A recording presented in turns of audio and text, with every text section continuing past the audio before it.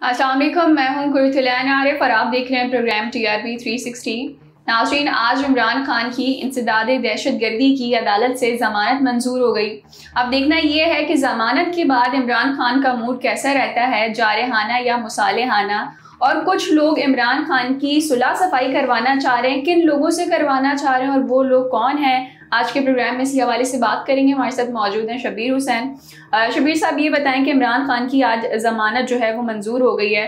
आपको क्या लगता है कि इसके पीछे क्या वजूहात हैं कि वाकई हमारी अदालत ने ज़मानत मंजूर कर दी है, या फिर बैन अल-अक़वामी जो ऑर्गेनाइजेशंस हैं या फिर उनके न्यूज़पेपर में जो स्टोरीज छपी हैं उनकी वजह से? देखिए, कंबाइन ऑफ बोथ, इसको यूँ कर लेते हैं कि ये दोनों तरफ का मामला है। सबसे पहले तो हमें इसको वेलकम करना चाहिए जो इमरान खान को आज 2 ज़मानतें मिली हैं। एक तो एंटी टेरर कोर्ट से और 1 सितंबर तक के लिए है वो, और फिर दफ़ा 144 की खिलाफ वर्जी के ऊपर जो उनको F8 कचहरी से मिली और वो 7 सितंबर तक ज़मानत पर है। उसमें ये वेलकम साइन है। देखें, अगर इमरान खान को आज गिरफ़्तार किया जाता तो इमरान खान जिस पॉपुलैरिटी वेव पर हैं वो बहुत मुश्किल हो जाता चीज़ों को कंट्रोल करना, और बड़ा डैमेजिंग होता जो आपने सवाल किया इंटरनेशनली। देखें, मीडिया के ऊपर एक पूरी भरमार थी खबरों की, from New York times to Washington post, यानी कि अमेरिका के वो 2 मौसर तरीन अखबारात, जो कि मैं आपको बताऊं, अमेरिकी सदर प्रेसिडेंट बाइडेन अगर सुबह उठते हैं तो उनको जो 2 अखबार सबसे पहले पेश किए जाते हैं, यानी कि वो अभी अपनी बेड में ही होते होंगे, तो उनको जो अखबार पेश किए जाते हैं वो न्यूयॉर्क टाइम्स और वॉशिंगटन पोस्ट होते हैं। तो अगर वो वहाँ पे लीड लगी हो और वो इमरान खान की लीड लगी हो तो समझ लें प्रेसिडेंट बाइडेन ने तो पढ़ लिया। ठीक है, तो ये इतने इन्फ्लुएंशियल न्यूज़पेपर्स हैं। फिर फॉरेन पॉलिसी मैगजीन, आज ही उसने एक मजमून छापा है, फिर टाइम मैगजीन, फिर ह्यूमन राइट्स वॉच, फिर एंटोनियो गुतेरेस जो कि अक़वाम मुत्तहिदा के सेक्रेटरी जनरल हैं, हर ऑर्गेनाइजेशन, नोम चॉम्स्की जैसा बंदा वो लिख रहा है। तो ये एक इंतहाई सेवर प्रेशर था, और अगर फ़र्ज़ करें कि इमरान खान गिरफ़्तार होते और उस इल्ज़ाम पे होते कि वो टेररिज्म के उनके ऊपर वो हैं, चार्ज हैं, तो ये बहुत बड़ा तूफ़ान उठना था बैन अल-अक़वामी सतह पर। तो ये तो बहुत अच्छा हुआ। दूसरा ये कि इमरान खान का लीगल बेसिस था, लीगल बेसिस भी बिल्कुल था, जो कि हम पहले दिन से बात कर रहे थे कि उन्होंने जो बात की है उसकी सेवरिटी वो नहीं है कि उनके ऊपर टेरर का मुकदमा बन जाए। उन्होंने बात की थी लीगल पैरामीटर्स में कि जो ज़ेबा चौधरी साहिबा हैं, जो जस्टिस हैं, एडिशनल सेशन जज हैं, उन्होंने जो हुक्म दिया वो बेसिकली वो कह रहे थे कि हम अगर हुकूमत में आ गए तो हम लीगल एक्शन लेंगे।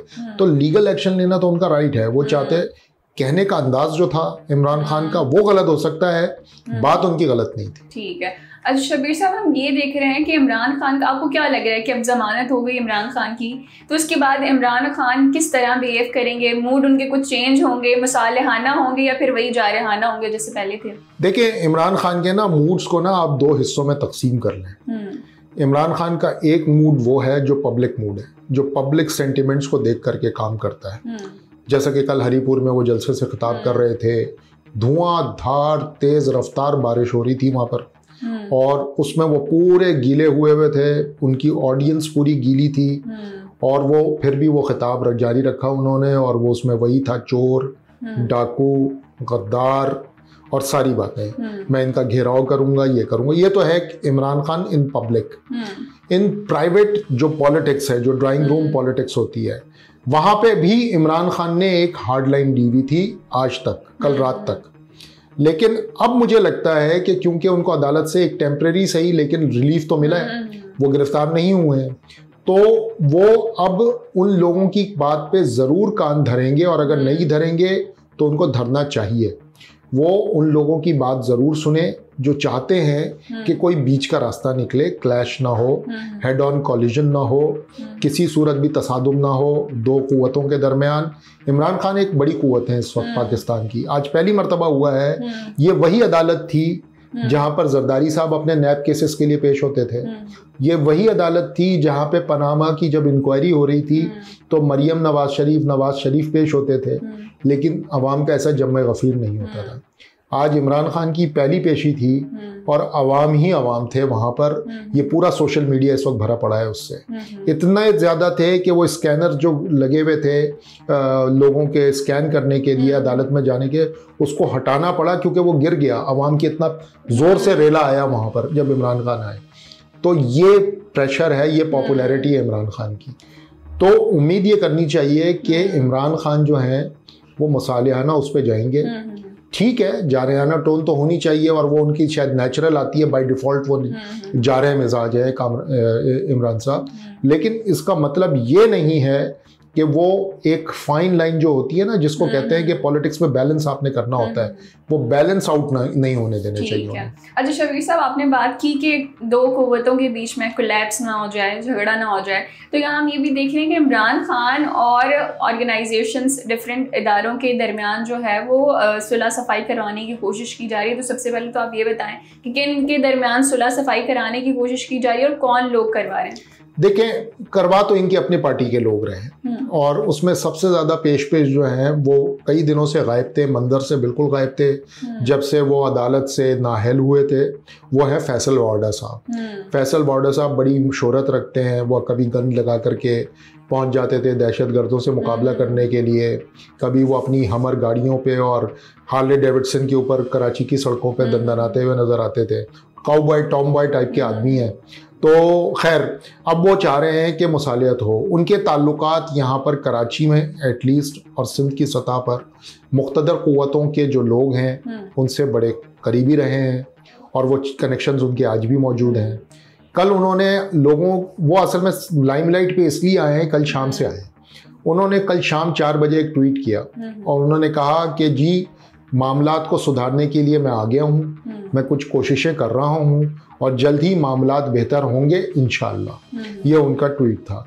उसके बाद से फिर वो शुरू हुआ सिलसिला बातों का कि फैसल वाडा साहब अचानक से नमूदार हुए हैं। इतने दिनों से तो वो लो लाइन चल रहे थे। तो एक तो फैसल वाडा है, दूसरे साहब जो कि बहुत एक्टिव हैं वो हैं मुनीस इलाही साहब, चौधरी परवेज़ इलाही के साहबजादे, वज़ीर आला पंजाब के साहबजादे। वो बड़ी कोशिश कर रहे हैं, उनके अपने कनेक्शंस हैं। वो कोशिश कर रहे हैं कि मामलात जो हैं उस नहज पे ना पहुँचें जहाँ पे पीटीआई और इदारे आमने सामने आकर के खड़े हो जाएं। वो भी कोशिश एक जारी है। और तीसरी कोशिश जो जारी है वो है परवेज़ खटक साहब। परवेज़ खटक खैबर पख्तूनख्वा के जो है वो पीटीआई के इस वक्त सदर हैं, डिफेंस मिनिस्टर रह चुके हैं इमरान खान जब वज़ीर आज़म थे। तो डिफेंस मिनिस्टर रहने के नाते उनके इदारों से अच्छे ताल्लुकात हो गए, तो वो भी कोशिश कर रहे हैं अपने तौर पर। तो उम्मीद ये की जानी चाहिए कि मामला ठंडा होगा और 1 सितंबर से पहले ही होगा और सूरत-ए-हाल ऐसी निकलेगी कि जो फवाद चौधरी साहब ने कहा कि 10 सितंबर तक ये हुकूमत चली जाएगी, हुकूमत जाए ना जाए 10 सितंबर तक, लेकिन एक ऐसी फ़ज़ा ज़रूर बन जाएगी जिसमें पता चल रहा होगा कि ये हुकूमत आज गई और कल गई। ठीक है, बस नाज़रीन देखना ये है कि आने वाले दिनों में क्या होता है। जो भी तफसीलात होंगी आपके सामने रखेंगे। ये था हमारा आज का प्रोग्राम, फिर हाजिर होंगे नए मौजू के साथ। तब तक के लिए इजाज़त दीजिए। अल्लाह निगहबान।